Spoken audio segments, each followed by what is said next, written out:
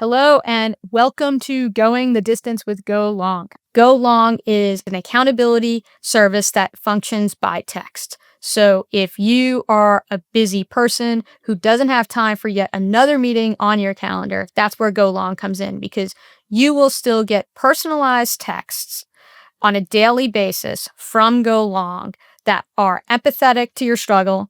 They're practical in terms of how you can apply it, and they are full of optimism that you can make the changes you want to make. But they're all by text so that you can sit there and take in the information at your time frame and at your speed. I am with Krysta Johnson, who is a former colleague, but more importantly, a friend. And we're going to be talking about ADHD and how she functions in a very high pressure occupation in legal.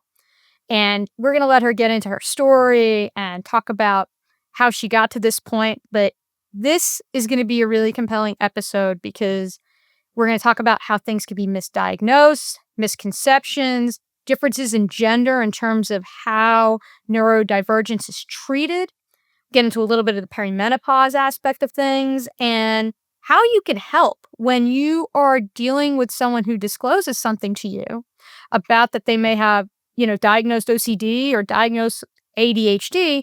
What are some things that you could do to be a helpful ally in these situations? So with that, Krista, welcome to the show.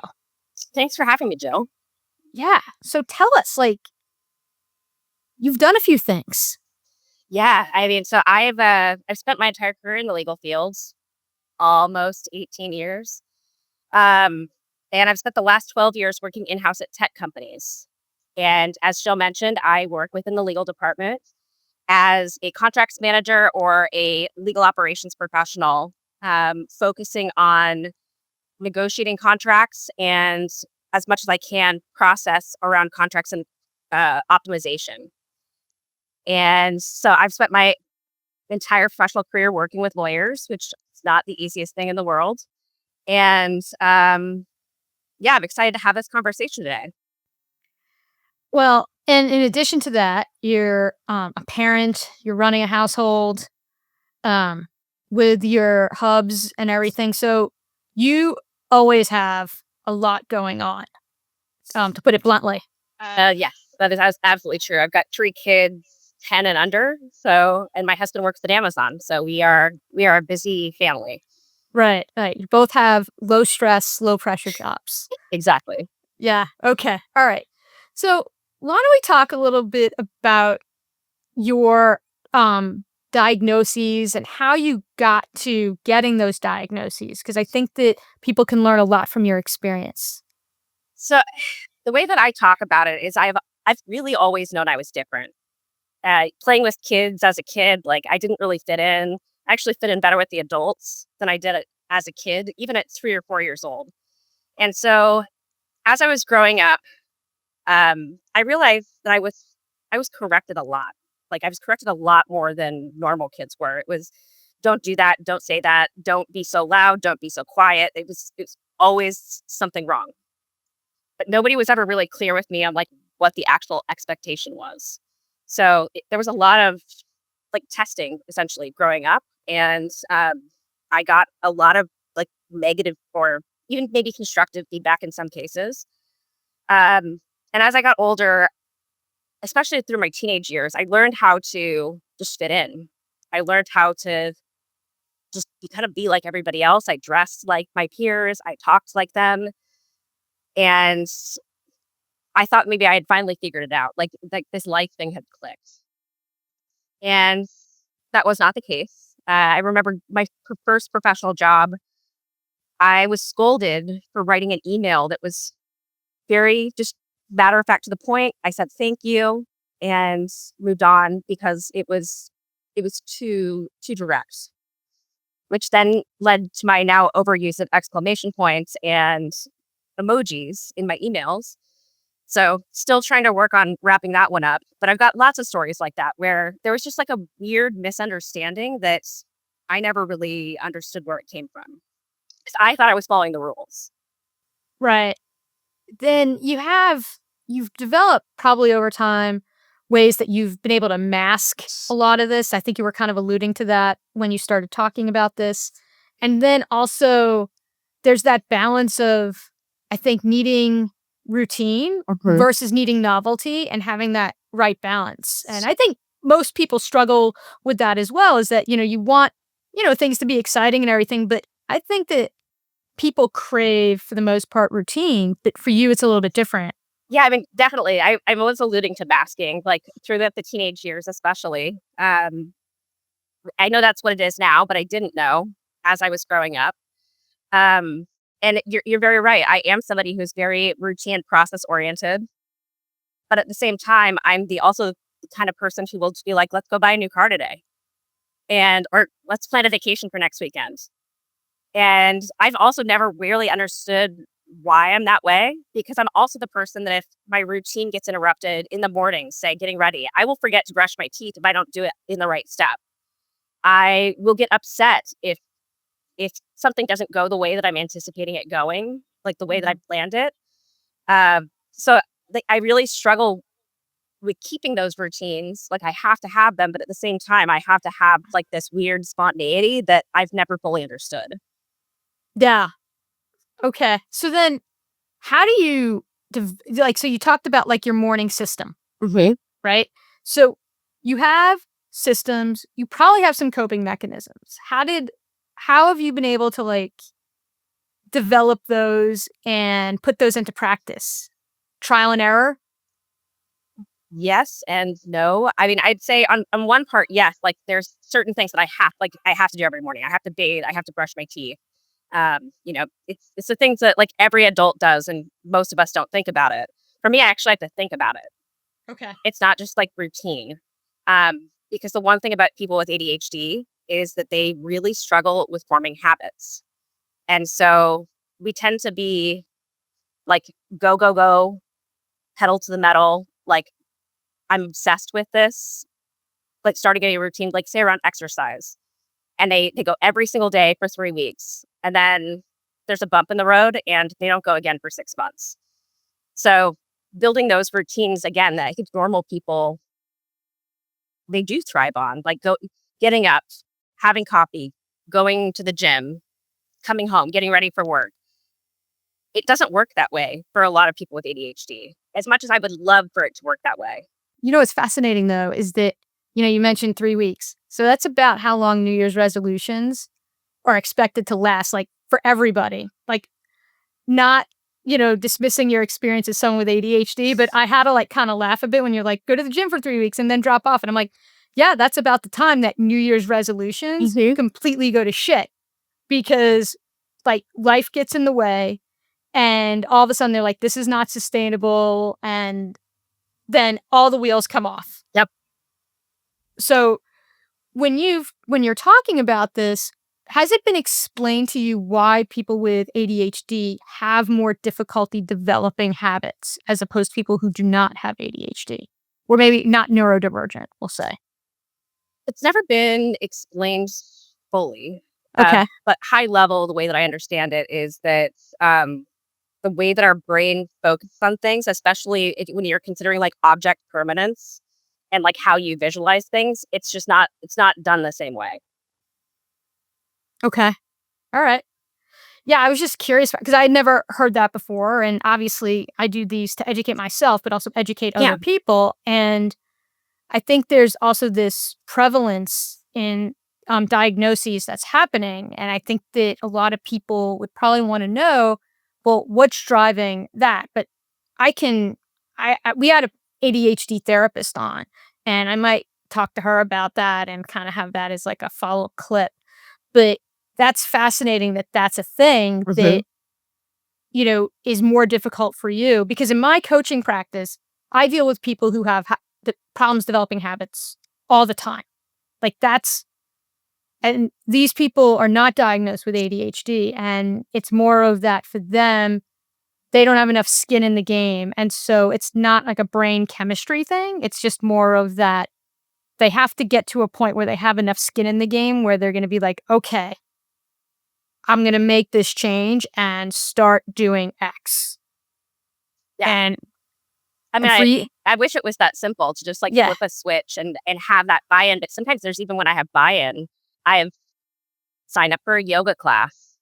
And I go the first 3 weeks, I go to every single class, and then something comes up and I don't go to that. I'm not going to go to the next one. I'm going to probably skip the rest of them because I've broken that trend and I don't have the same intrinsic need to continue it. Mm-hmm. Like, oh, well, that's done. And now let's move on to the next thing kind of thing. And it's a mentality that I didn't even realize that I had going on in my head. So it like closed the chapter. We're done. I went for 3 weeks. Something comes up. Okay, forget it. Out in the bin. Doesn't matter if I spent $400 on this class and it goes for another 2 months. Right. Like that to me is not. I guess it's just not enough skin. Yeah. Well, not enough skin, but also I would say that I have some clients who have brain chemistry issues, and which is similar to neurodivergent diagnoses, and you can't just be like, you could do it. Like that does not work with them at all. Like how I coach those clients is very different, and it's very almost like fact-based and almost like a robot type of thing. Not that it's still very personal, but you're almost like, okay, I am talking to you so that you just do this step and then you do this step. And it's doesn't have as much of the touchy-feely aspect of it because that's not what's going to work with those folks in terms of getting them to stick with the habit change. I think part of it for me too is tied around executive dysfunction, and it's something that most people that are neurodivergent, whether you are autistic, you have ADHD, they struggle with, and it's the ability to just like execute tasks. And I had to start asking myself, especially when I have like an accountability buddy, like, am I really struggling today and I just need to take a break? Or is this an executive functioning issue? Like where I don't have enough energy to actually do this.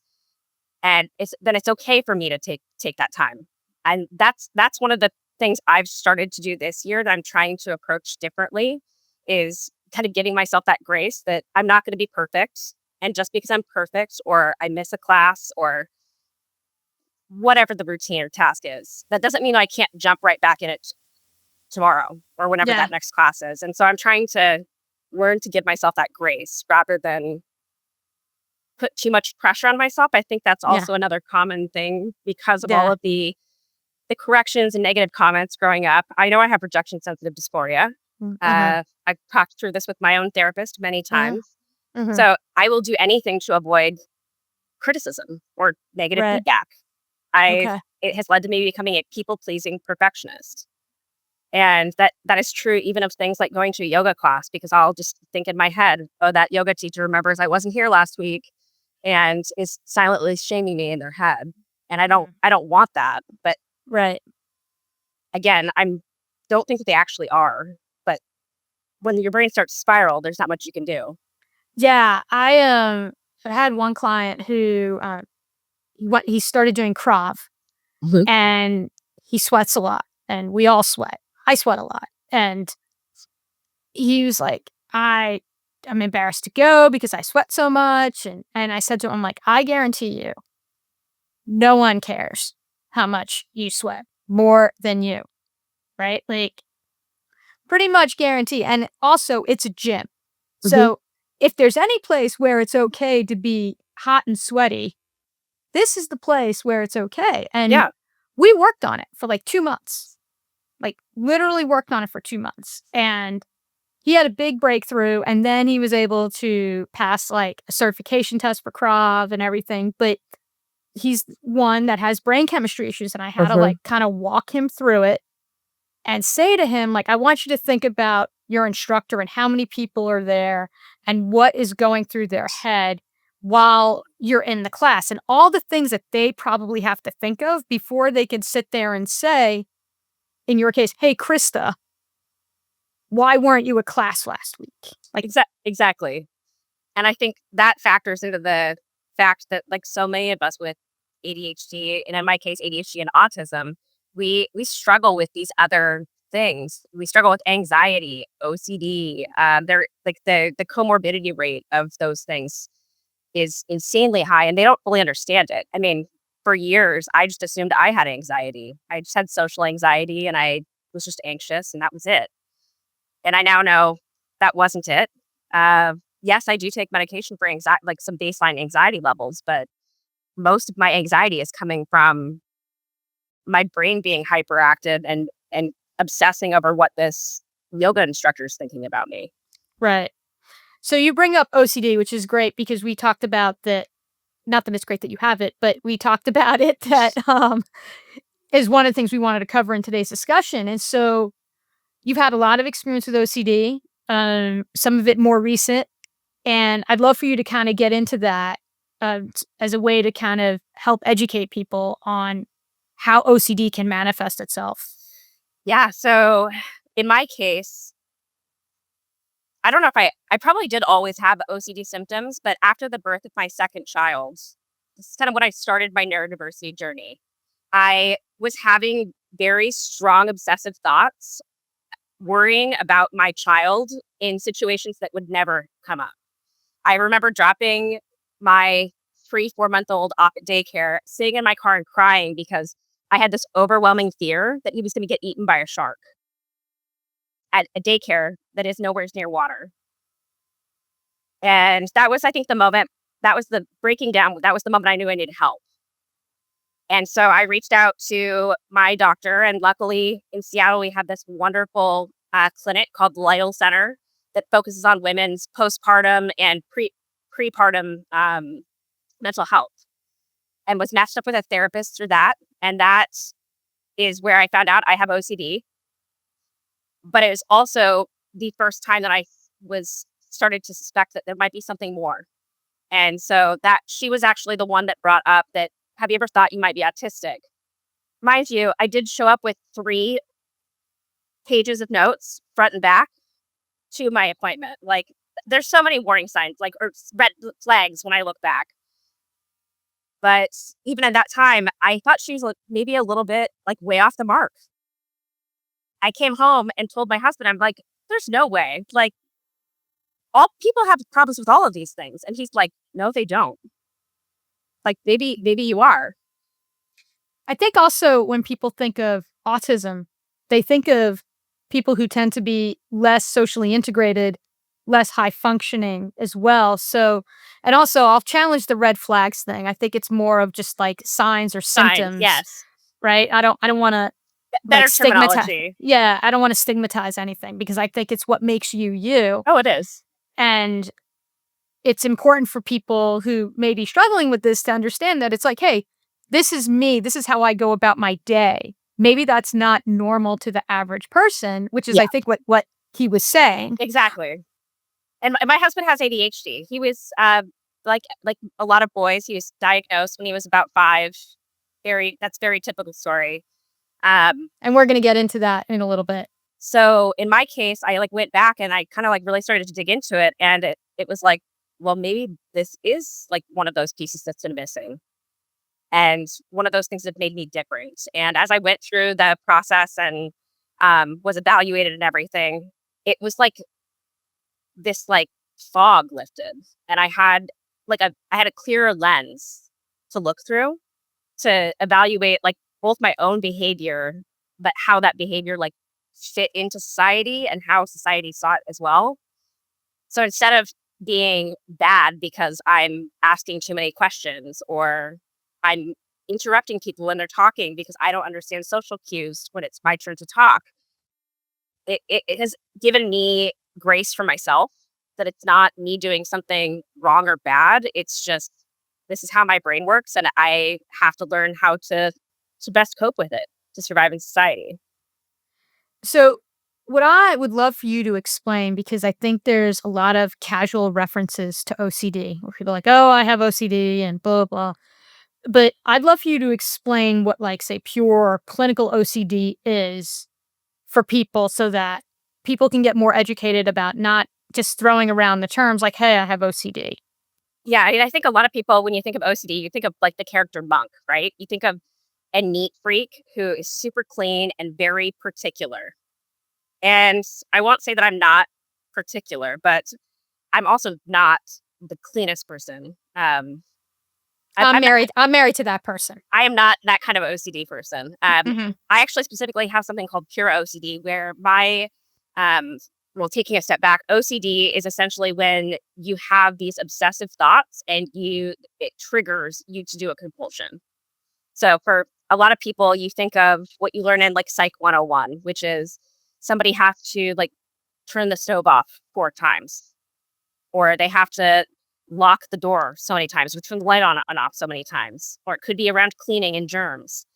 But mine was completely in my brain. So it was something would trigger my obsession, and then that would lead to a spiral of thoughts where I would just catastrophize, where my boss could put a meeting on my calendar on a Friday, and I would just be certain leading up to that moment that I was going to get fired because they'd given me no context. They'd given me no expectation of what to expect. And turns out I was getting a bonus. Like I have so many stories like that where I thought like the world was ending. And it's like, oh, it's not. And it turns out that like that type of OCD it's called pure OCD. It's where my thoughts and my compulsions are all happening in my mind. So, do you actually like tell your leadership, like, hey, like it's really helpful for me because I have OCD, like I have pure OCD, to put in a little bit of context in a meeting invite? Is that something that's part of your standard operating procedure? Absolutely. I think there's some great tools out there. There's great free tools out there that I think especially managers can use. Um, I'm happy to send you a couple of recommendations because I can't remember them off the top of my head. No, that's fine. We'll link to them in the show notes. So it's essentially like a questionnaire that somebody fills out to learn about how you work best. So you're not singling out the people who might be neurodivergent.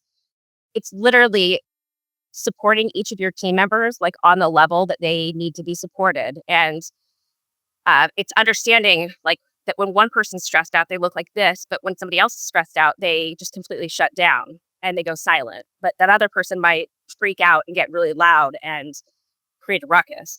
Like you, I don't think we spend enough time learning about each other as individuals and how we work best to really optimize those relationships.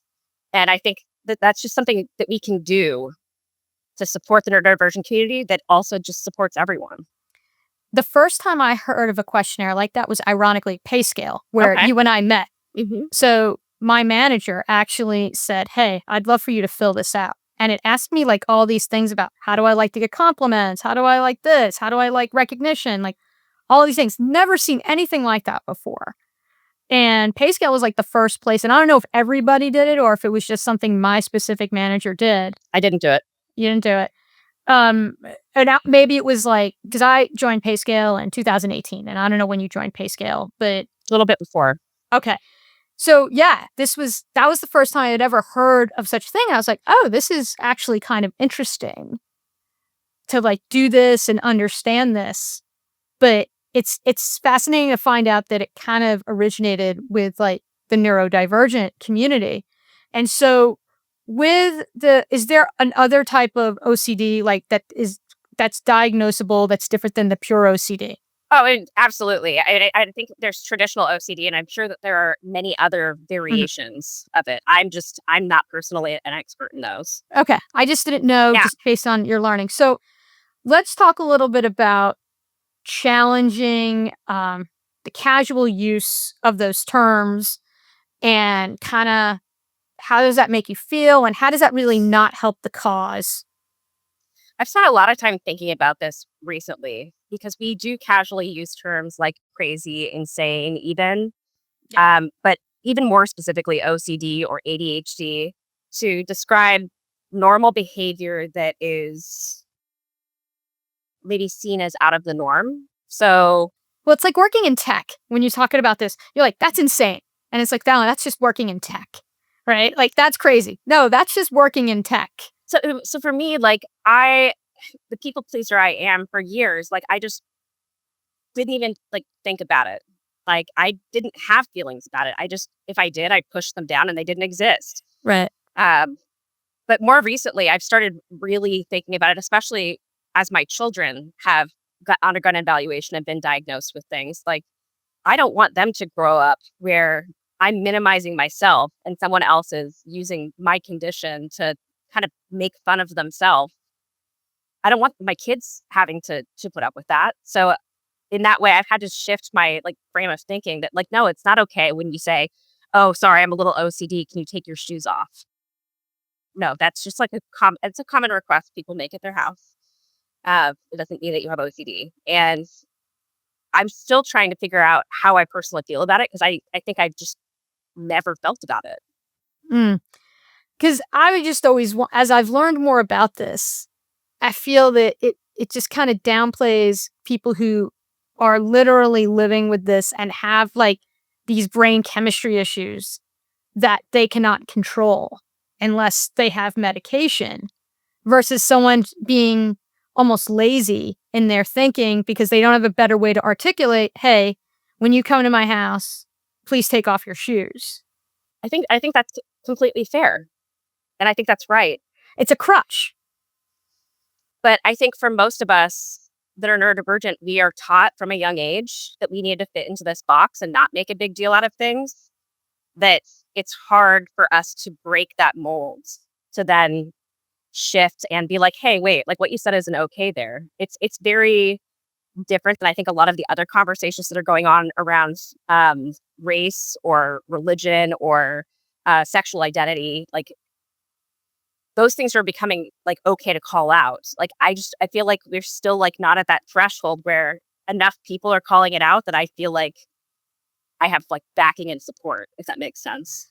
Yeah, I mean, because I would say that if I hear something like angry black woman or angry black man, I'm like, wait a minute. Yeah, Like, exactly. no, like, cut it out. I mean, and this also mirrors like what we're seeing in the corporate worlds where although who knows what's going to happen in our current environment.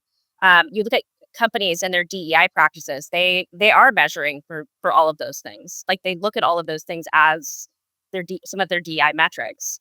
But neurodiversity, only 7% of corporations, as of like 2 years ago, had neurodiversity as a line item in their DEIB programs.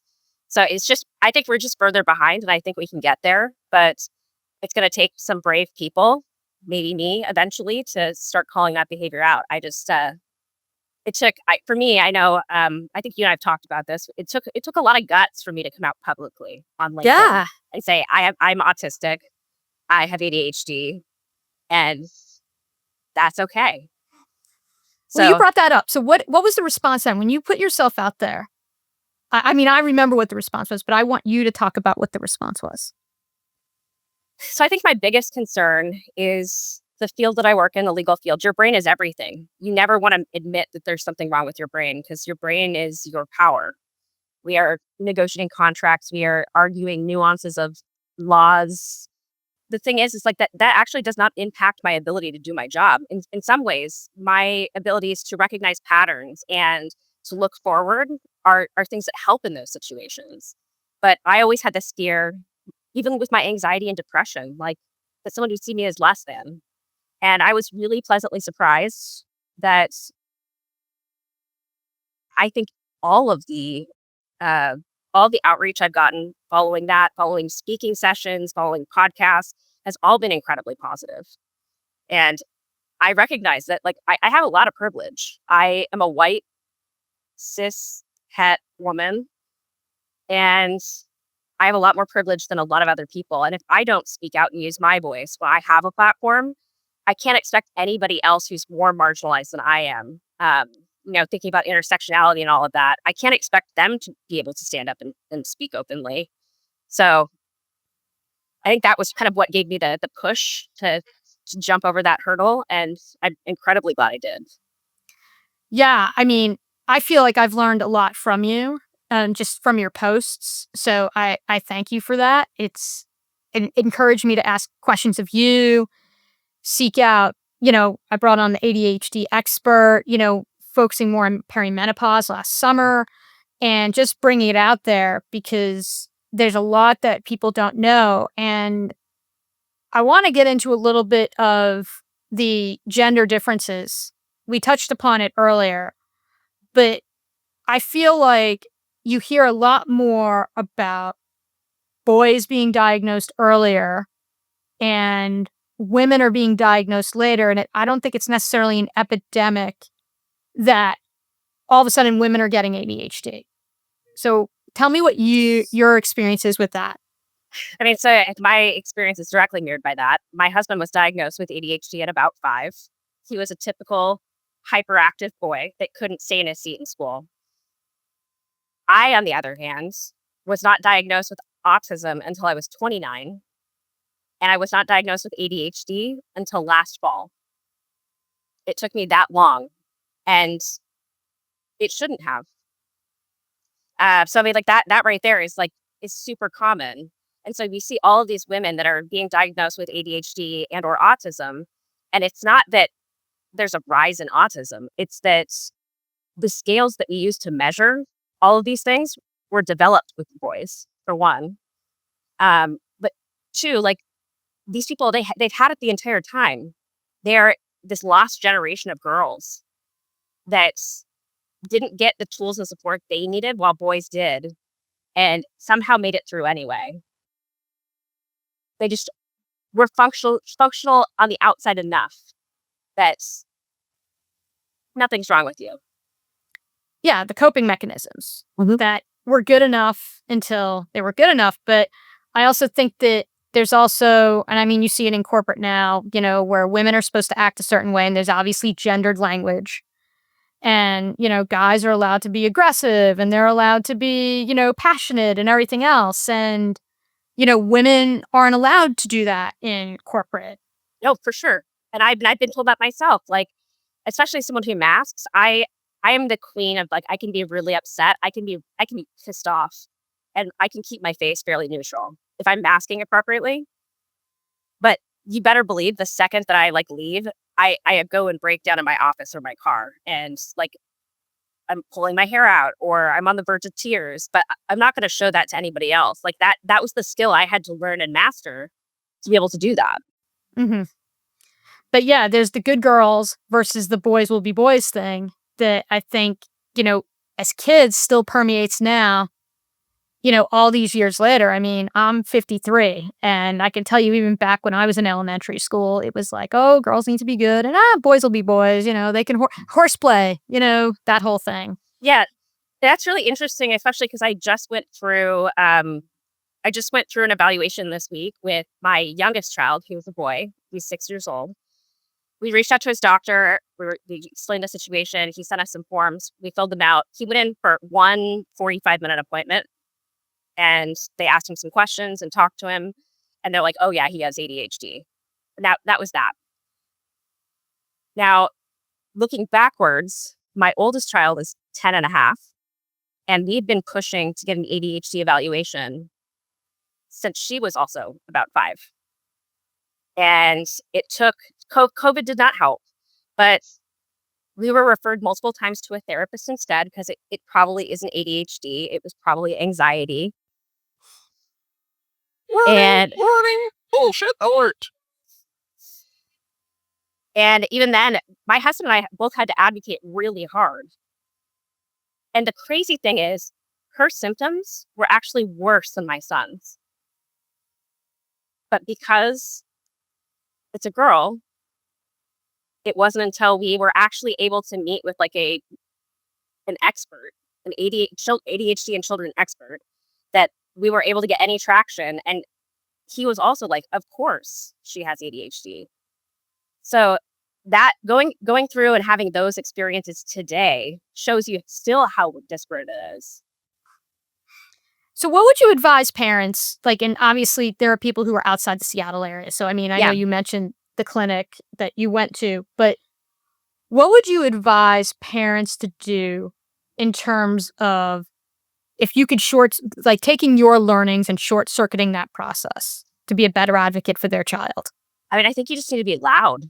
You need to be loud and you need to not be quiet. You need to keep pushing for it. If you feel like something's wrong, and you should do it whenever anything's, whether it's mental health or something physical, you just need to push and continue to until you can find a provider that is going to actually go through and do what needs to be done to evaluate what's going on. Is there a certain type of therapist though? So, I mean, there's like, yeah, you alluded to, going to therapy and I've gone to therapy, but an ADHD therapist is different in my mind. And so is there something that like a parent can be on the look, can Google or look in ChatGPT and be like, okay, who are the professionals who do this? I would look for a psychiatrist or a medical doctor, somebody that can actually prescribe medication, especially when we're talking about ADHD. There usually is a medication component. Things like autism, dyslexia, dyspraxia, there aren't medications to really deal with those things. But ADHD is the one neurodivergent condition that I'm super familiar with, that there are multiple medications you can take to alleviate symptoms. So you need to go see somebody who's able to prescribe those medications.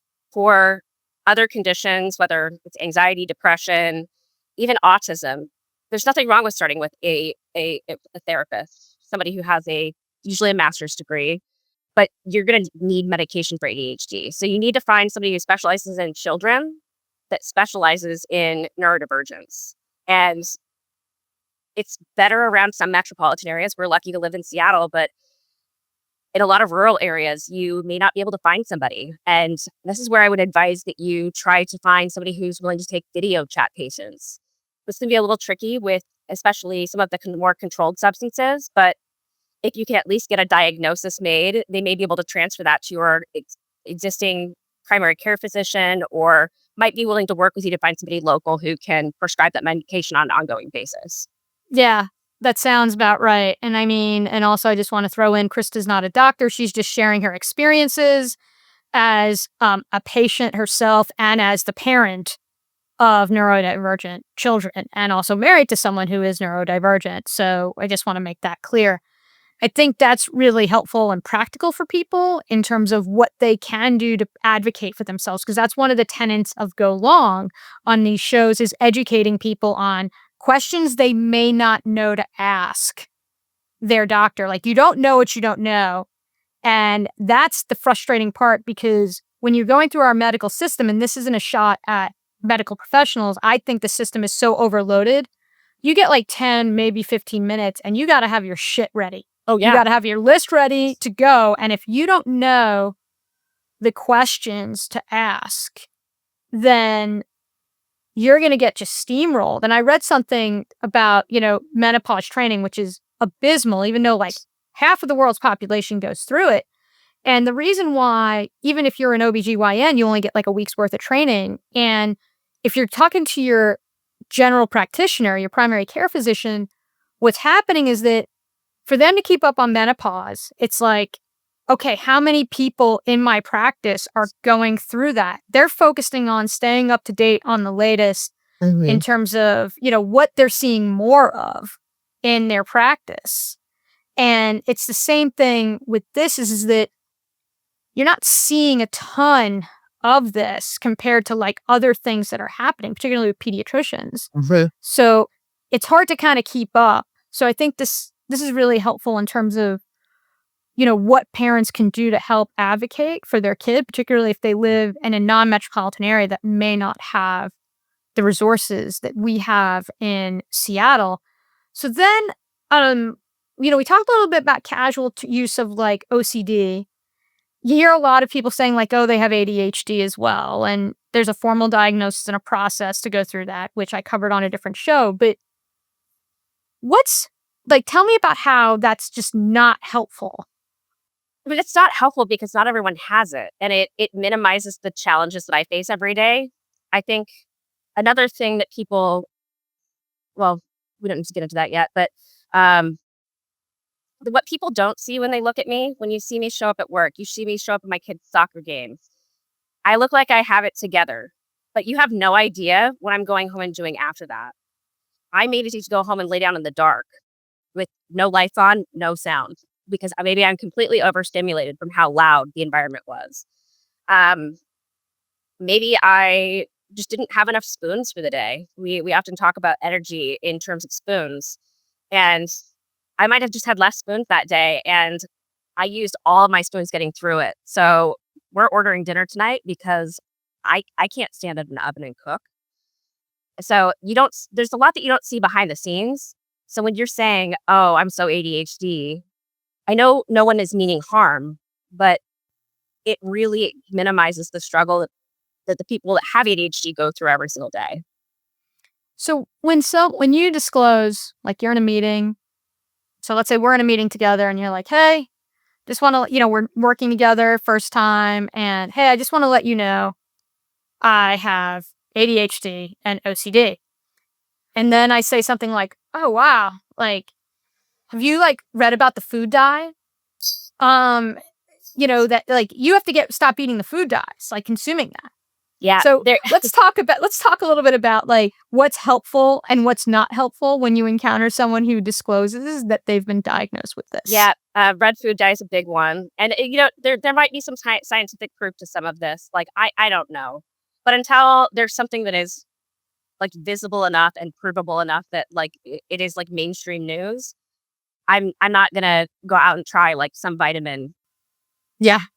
That somebody made, or I'm not going to go try to eliminate something from my diet without like actual scientific proof that it's going to help. That's a big one, is making those suggestions. Have you tried working out more?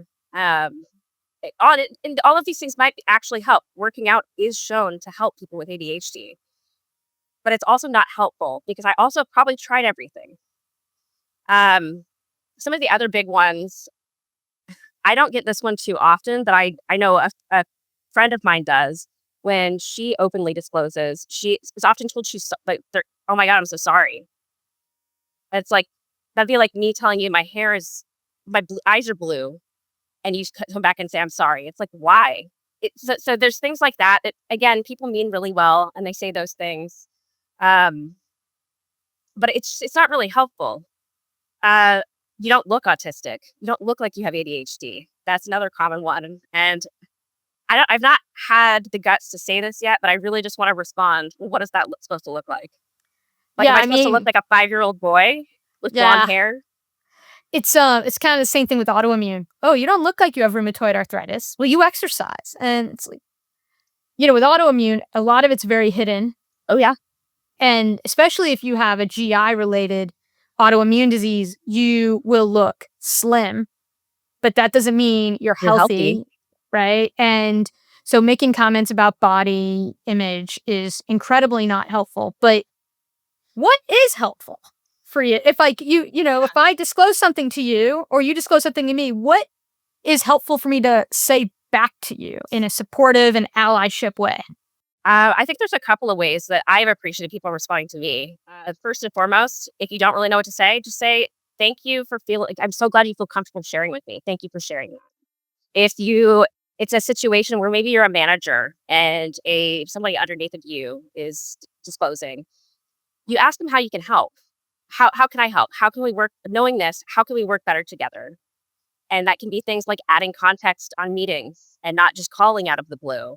It can be recording, using AI to record notes during a meeting so that I'm not having to record notes and like take in what's going on. Like there are so many assistive tools these days, especially with technology, that it's going to help me, the person with ADHD, but it's also going to help the person, sitting down there that isn't neurodivergent, who maybe has other stuff on their minds. Like having video recordings and having AI summaries, that benefits everybody. So a lot of these things are low lift things that people and companies can be doing today, but it's not just lifting up one group, it's really lifting up everybody. I absolutely love my AI note taker. Like, I would be SOL without it, because the other thing is that it allows me to be present in the conversation with you, and I'm not writing, and it gets harder and harder to write and like truly listen at the same time. And I would be like just completely screwed without it. And so I'm thankful for all those things. So before we go into the final topic, I want to talk about like, can you be cured from neurodivergence? I mean, and I'm like saying this in a mocking way because I know the answer to this, but I really just want people to understand that this is not a flaw. And you kind of talked about it a little bit with, in the legal profession, your brain is everything. And so how about you talk about that a little bit? Yeah, absolutely. I don't need to be cured. So somebody who's coming in with like some suggestion that's going to cure me, like I don't need to be cured. I'm fine the way I am. The problem is that society is not designed for me. So I need to either use medication or I need to use skills to adapt, or we need to use our leverage to change things. There's a lot of routes to you can take there, and I think a lot of people have that negative connotation, which is why they jump to apologizing when you disclose something like this. But it's not like I just said I had cancer. Like I'm not potentially going to die from this. Uh, So we don't need to treat it like it is something like that. It is not that heavy because so many people are living with this and are contributing to society and raising families, and it doesn't look like what you think it probably looks like. And I think it makes me think back to this week. My husband and I sat down with our 6-year-old after he was diagnosed because there was never really a conversation on like what it meant. And he knows his sister has ADHD. He knows his mom and dad have ADHD. But we'd never really talk about what it meant. So it was really important to my husband that we sat down and explained to him, like, what this means for you. And we really wanted to frame the conversation in a positive light. That, like, yeah, there are some things that are going to be hard for you, but it's no different than you being a short person. It's hard to reach the top shelf. You know, for some people that's the problem. That's why we have step ladders all through our house because I'm not very tall either. I mean, who are you talking to here? So, but then there are also these amazing strengths that can come with it that other people don't have. I'm able to recognize patterns and see things like even within raw data. And I can like suss things out that like other people wouldn't be able to intuit just because my brain is connecting differently than theirs is. So I think this is another example of where like building divergent teams where you have neurotypical and neurodivergent people at work. That's a fantastic thing because you've got different types of problem solvers in the room. Just like I want people from different backgrounds in the room. You end up with a better result the more diverse the group is. So we really tried to frame it to him in that way. And I'm pretty sure he asked if he could have a popsicle and ran off. So I don't know if we did a good job or not, but he seemed to accept that and have no problem kind of understanding that his brain works a little bit different, and that's okay. He's gonna have to take medication, and that's it. Yeah. So I want to wrap up with perimenopause and ADHD. And I know that I'm a little bit older than you, but my experience was that I thought like, holy shit, all of a sudden things that I was able to do, I was not able to do like cognitively. Like everything was just like emotions were all over the place.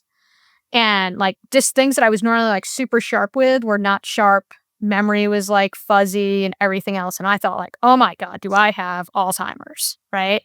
Yeah. And there's different things that I've learned since then. Well, first I got on hormone therapy. That helped quite a bit. But then there was also understanding that Alzheimer's like presents in different ways and dementia than like, say, like kind of like your brain being all over the place and feeling like you're scattered and can't focus. But I think what's frustrating to me is that there's more research coming out on this. And if you don't follow this person, you should. Her name is Dr. Lisa Mosconi. And she is like the lead brain researcher on menopause and the brain and what happens. But have you started looking into this, or you're like, I'm not there yet? I mean, I think I'm on the cusp of that. I'm really lucky to have a really great network of friends that are also neurodivergent. A handful of them are years ahead of me, so they are either going through this now or have completely gone through it.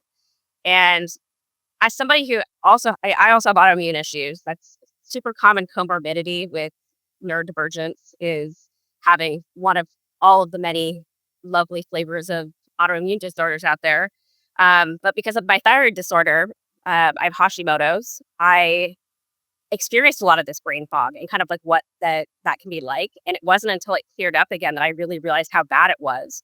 And so when I heard a friend last fall talking about hitting perimenopause with ADHD and oh my God, it's a wild roller coaster and you need to get ready for it. Like honestly, mildly terrified, but I'm at least grateful that I have people I can reach out to understand like what was normal for them, and so I can have better conversations with my own doctors. I'm very lucky to have a great PCP that actually listens to me.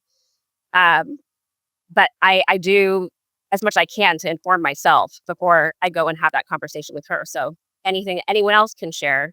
Uh, I have a handful of ADHD friends that are in their mid 40s. That's incredibly helpful, and I think that's why we have to build these kind of like you have to build your community around you. Yeah, for sure. I mean, I feel like I've been able to start building that community, and I think it's been really helpful to do that.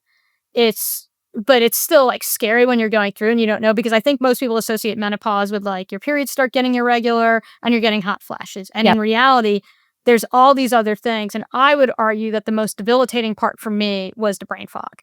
Like, to me, if there was one thing that, I mean, even like with the sleep issues and everything else, the sleep issues obviously don't help the brain fog, right? But literally, if there was a way to figure out the brain fog, that would be amazing, because it just impacts your confidence when you're already going through a pretty chaotic period of your life.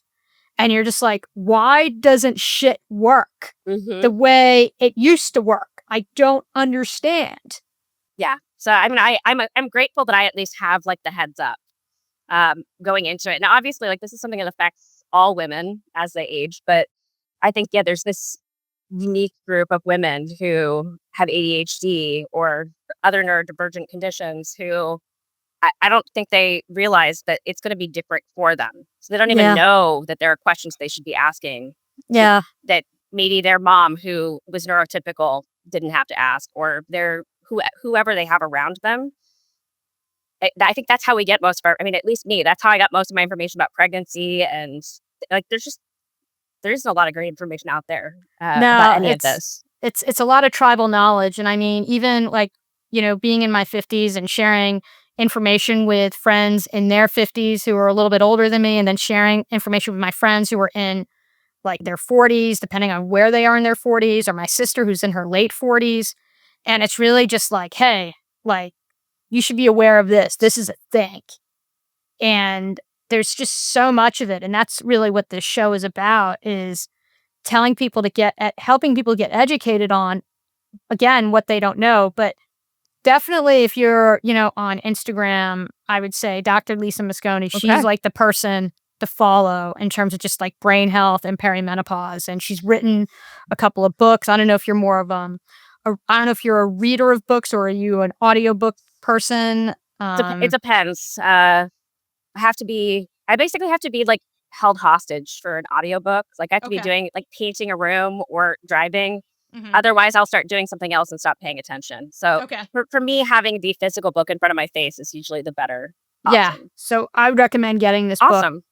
Because I think that for you, it would, and I think for everybody, I mean, she is the person on brain health and menopause, and has covered a lot of it, and she's been leading a lot of studies on it. But Krysta, this has been such great conversation, and I really appreciate you being vulnerable and sharing your experiences, some of which have, been really challenging. That's going to be really helpful. I guess I'll have to bring you back, and we're going to talk about autoimmune, and we can talk about all that. It's a whole nother, I mean, some of it's intertwined, but it's a whole other thing. Yeah. And I'm fortunate that I don't have the neurodivergent layer on top of the autoimmune, but autoimmune, I always tell people, is more art than science in terms of how it gets managed. Unlike neurodiversity, which is very science, autoimmune is very like, all right, it's rainy. Yeah. Okay. It's a lot of elimination. Yeah. It's not diagnosing. It's a lot of elimination to diagnose rather than diagnosing just based on symptoms. So I feel you there. Yeah.